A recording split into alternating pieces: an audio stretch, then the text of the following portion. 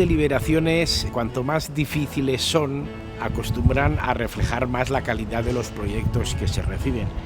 Y entre los 11 proyectos finalistas, la calidad media ha sido muy alta.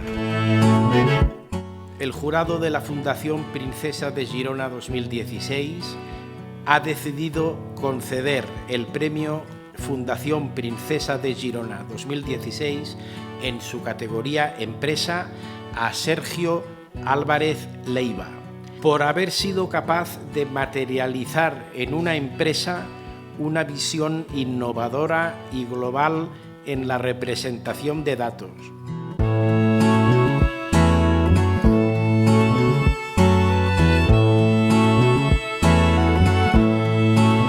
En España hay un enorme pool de talento y es la obligación de todos nosotros intentar convertir este talento en algo concreto, algo que produzca, algo que beneficie a ellos en primer lugar, pero luego a toda la sociedad española, a todos nosotros.